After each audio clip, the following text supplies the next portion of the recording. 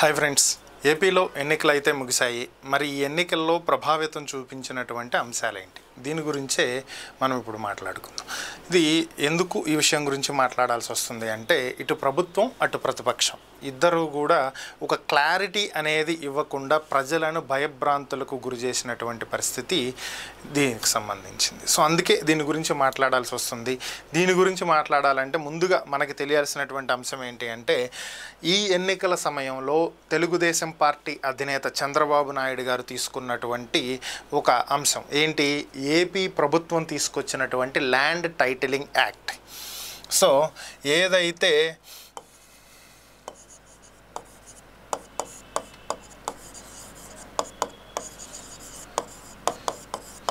Land titling act ఏదైతే ఉందో LTA, so దీనికి సంబంధించే మనం ఈరోజు మాట్లాడుకోబోతున్నాం.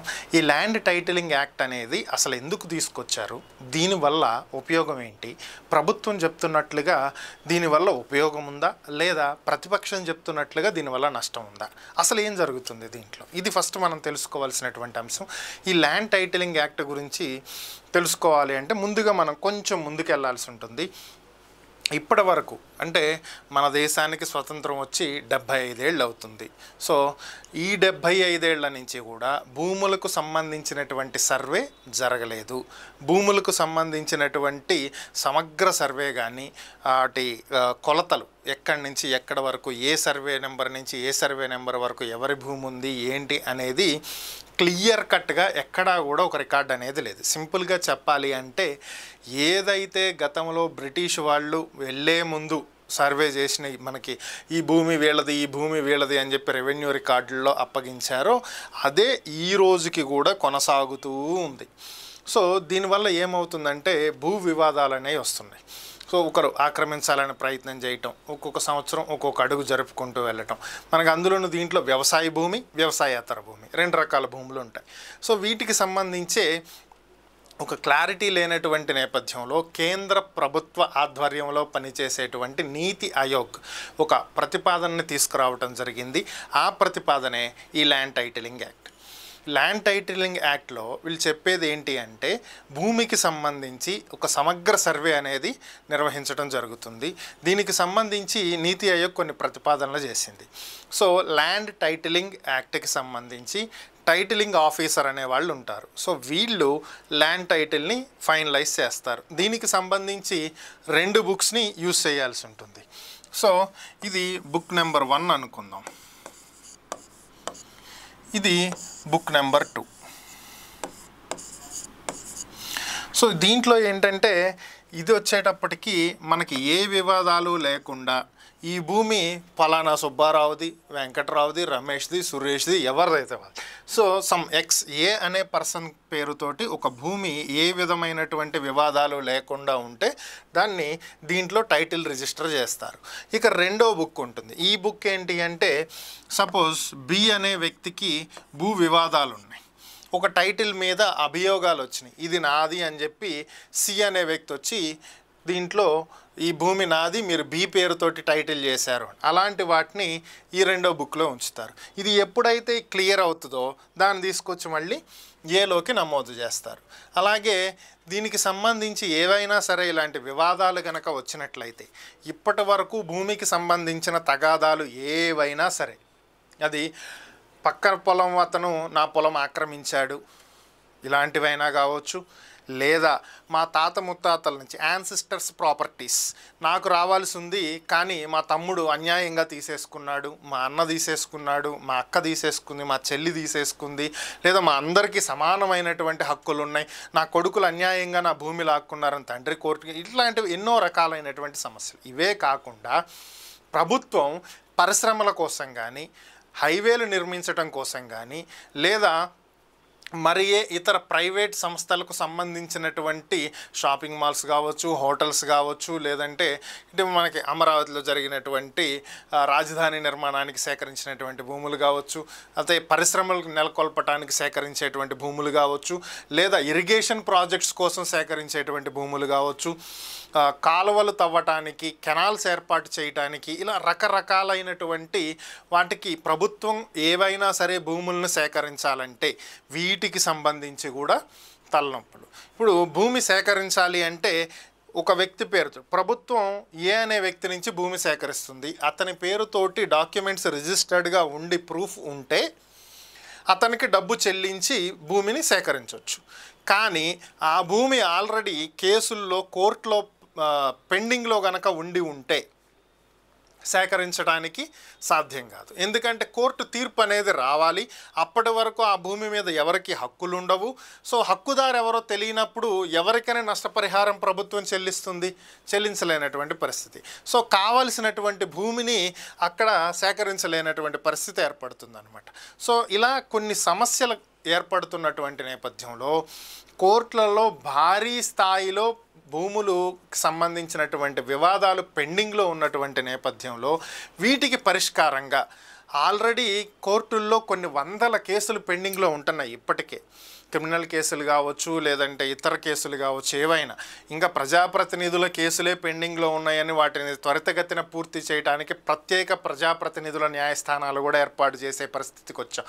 సో అంటే ఇంకా ఎన్ని కేసులు పెండింగ్లో ఉంటాయి అనేది అర్థం చేసుకోండి.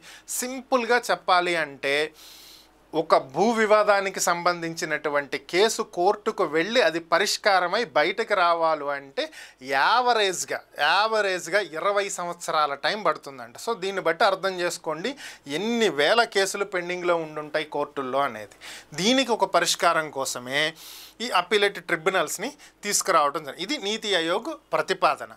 ఏదైతే టైటిలింగ్ ఆఫీసర్స్ ఉంటారో వీళ్ళు ఇద్దరు ఉంటారు. సో ఒకళ్ళు డిస్ట్రిక్ట్ లెవెల్లో ఉంటారు, మరొకరు మండల్ లెవెల్లో ఉంటారు. సో ఈ అప్పీలేట్ అధికారులు ఒకవేళ మీ భూమి గనక ఇప్పుడు ఒక భూమిని సమగ్రంగా సర్వే చేసి ఏ అనే వ్యక్తికి 1 ఎకరం పొలం ఉంది, ఒక భూమి ఉంది, ఆ ఎకరం భూమిని పూర్తి స్థాయిలో సర్వే చేసిన తర్వాత బుక్లోకి ఎక్కిచ్చేసేసారు. ఎక్కిచ్చిన తర్వాత బి అనే వ్యక్తి వచ్చి లేదు ఈ భూమి నాది అన్నాడు. సో అప్పుడు ఇతను ఎక్కడికి పోవాలి, ఇతని దగ్గరికి రావాలి. అప్పీలేట్ టైటిల్ అధికారి ఎవరైతే ఉన్నారో, ఎవరైతే రిజిస్టర్ చేశారో వాళ్ళ దగ్గరికి రావాలి. ఇక్కడ కనుక తనకి సంబంధించినటువంటి కేసు పరిష్కారం కాకపోతే డిస్ట్రిక్ట్ లెవెల్ ఆఫీసర్ దగ్గరికి వెళ్తాడు. సో ఇక్కడ కూడా పరిష్కారం కాకపోతే ఫైనల్గా వెళ్ళాల్సింది హైకోర్టు. సో భూ వివాదం పరిష్కారాల కోసం నేరుగా హైకోర్టుకి వెళ్ళాల్సి ఉంటుంది. సో అక్కడ పరిష్కారం అవ్వాలి. పరిష్కారం అయ్యేదాకా ఆ భూమికి సంబంధించిన టైటిల్ని వివాదాల బుక్లో పెడతారు. తర్వాత పరిష్కారం అయినాక ఇక్కడికి తీసుకొస్తారు. సో ఆటోమేటిక్గా ఇంతకు ముందులాగా క్రింది స్థాయి కోర్టులు, జిల్లా స్థాయి కోర్టులు, తర్వాత హైకోర్టు, ఇట్లా కోర్టులు మారుకుంటూ వెళ్లాల్సిన పని లేకుండా క్రింది స్థాయి అధికారుల దగ్గరే పరిష్కారం అయిపోతుంది. ప్రత్యేక ట్రిబ్యునల్స్ని ఏర్పాటు చేస్తారు. ఈ అప్పీలేట్ ట్రిబ్యునల్స్లోనే పరిష్కారం అయిపోతుంది. అవ్వకపోతే హైకోర్టులో కూడా అవ్వకపోతే సుప్రీంకోర్టు. ఇది ప్రభుత్వం చెప్తున్నటువంటిది, నీతి ఆయోగ్ చెప్తున్నటువంటిది. సో దీనివల్ల భూ వివాదాలు దాదాపుగా ఉండవు, పరిష్కారం అయిపోతాయి. సో దీనివల్ల భూమి సేకరించాలన్నా లేదా అమ్ముకోవాలన్నా కొనాలన్నా ఏదైనా సరే క్లియర్ టైటిల్ అనేది ఉంటుంది. ఇది చెప్తున్నటువంటి అంశం. మరి దీంట్లో అసలు ప్రాబ్లం ఎక్కడి నుంచి వస్తుంది, ఎందుకు ప్రజలు ఇంతలా భయపడుతున్నారు? సో ఇదే ఇప్పుడు చూద్దాం. ఈ ల్యాండ్ టైటిలింగ్ యాక్ట్లో మనం అనుకుంటున్నట్లుగా ఏదైతే వీళ్ళు చెప్తున్నారో ఇది ఫైన్. దీనివల్ల ఒక భూమి అనేది అసలు ఎవరి పేరుతో ఉంది ఏంటి అనేది క్లియర్ టైటిల్ అనేది ఇవ్వటం జరుగుతుంది. ఇక్కడ వరకు బాగానే ఉంది. ఇక్కడ ప్రజలను భయభ్రాంతులకు గురి చేస్తున్నటువంటి అంశాలు ఏంటి అనేది గనక తీసుకున్నట్లయితే ఫస్ట్ వన్ వచ్చేటప్పటికి ఇక్కడ ల్యాండ్ టైటిలింగ్, ఎవరైతే ల్యాండ్ టైటిలింగ్ చేస్తున్నారో ఈ వ్యక్తి ఎవరు నియమిస్తారు? వ్యక్తిని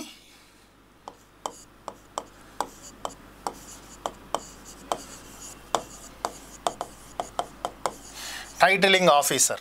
ఈ టైటిలింగ్ ఆఫీసర్ని ఎవరు నియమిస్తారు? సో దీనికి సంబంధించి ఏపీ గవర్నమెంట్ ఇచ్చినటువంటి జీవోలో ప్రభుత్వమే తమకు నచ్చినటువంటి వ్యక్తిని నియమించుకోవచ్చు. సో ఇదే వివాదాలకు తావిస్తున్నటువంటి అంశం. ఎందుకని అంటే ఈ అధికారి ఎవరైతే ఉన్నారో వీళ్ళు కనీసం రెవెన్యూ స్థాయి అధికారి అయి ఉండాలి. సో అతనికి సమ్ ఎడ్యుకేషన్ క్వాలిఫికేషన్ ఉండాలి. సో కొన్ని నిబంధనలు, సో అవి ఇక్కడ ఏమున్నాయి?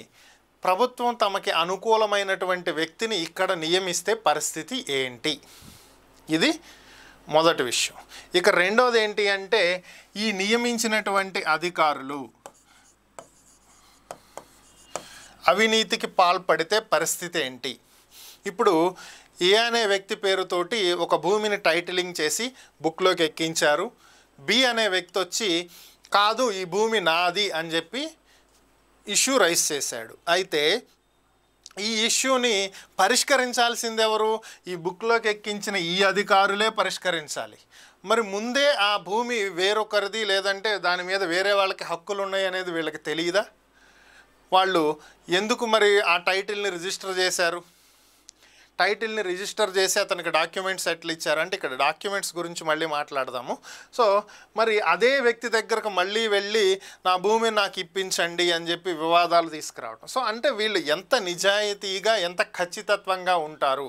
బీకి అతని దగ్గర బ్రైబ్ తీసుకునో ఇంకేదన్నా కావచ్చు అతనికి అనుకూలంగా వ్యవహరించరు అనేటువంటి గ్యారంటీ ఏమన్నా ఉందా? లేదు కదా. సో ఇదే ఒక పెద్ద ప్రశ్న. ఇక మూడోది ఇందాక చెప్పాం కదా డాక్యుమెంట్స్ అని. సో ఈ డాక్యుమెంట్స్ ఒరిజినల్ డాక్యుమెంట్స్ ఇవ్వట్లేదు. ఏపీలో ఇప్పటికే సెలెక్ట్ చేసినటువంటి ఎంచుకోబడినటువంటి 16 ప్రాంతాలలో 16 సబ్ రిజిస్ట్రార్ ఆఫీసుల్లో ల్యాండ్ టైటిలింగ్ యాక్ట్ని ప్రయోగాత్మకంగా అమలు చేస్తున్నారు. ఈ ప్రాంతాల్లో రిజిస్టర్ అయ్యి ఈ 16 సబ్ రిజిస్ట్రార్ ఆఫీసుల్లో రిజిస్టర్ అయ్యేటువంటి డాక్యుమెంట్స్ అన్నీ కూడా ఒరిజినల్స్ వాళ్ళ దగ్గరే పెట్టుకుని జిరాక్స్ కాపీలు మాత్రమే ఇస్తున్నారు. సో ఇదే ప్రజలు ఎక్కువగా భయపడుతున్నటువంటి అంశం. మాకు సంబంధించినటువంటి ఒరిజినల్ డాక్యుమెంట్స్ని మీ దగ్గరే పెట్టుకుని జిరాక్స్ కాపీలు మాత్రమే మాకు ఇవ్వటం వల్ల వచ్చే ఉపయోగం ఏంటి? ఇప్పుడు బ్యాంకుకి వెళ్ళారండి, ప్రస్తుతం ఉన్నటువంటి సిస్టమ్ గురించే మాట్లాడుకుంటే బ్యాంకుకి వెళ్ళి మనం ఒక లోన్ తెచ్చుకోవాలి అంటే ఒరిజినల్ డాక్యుమెంట్స్ మీద లోన్ ఇస్తారా, జిరాక్స్ కాపీస్ మీద లోన్ ఇస్తారా? ఒరిజినల్ డాక్యుమెంట్స్ మీదే కదా. మరి అలాంటి ఒరిజినల్ డాక్యుమెంట్స్ వీళ్ళ దగ్గర పెట్టుకున్నప్పుడు జిరాక్స్ కాపీలతోటి ఆ రైతు ఏం చేసుకుంటాడు? సో ఇదే ప్రశ్న. సో ఈ ఒరిజినల్ డాక్యుమెంట్స్ని పెట్టుకుని మీరు ఇంకొకళ్ళ పేరుతోటి మార్చేస్తే మా పరిస్థితి ఏంటి అనేది ప్రజలు అడుగుతున్నటువంటి ప్రశ్న. ఇక నాలుగవది దీంట్లో ఏంటి అంటే ఇంకొక విషయం వచ్చేటప్పటికి వీళ్ళు ఏదైతే ఈ టైటిల్ రిజిస్టర్ చేస్తున్నారో రిజిస్టర్ అయిన తర్వాత 2 years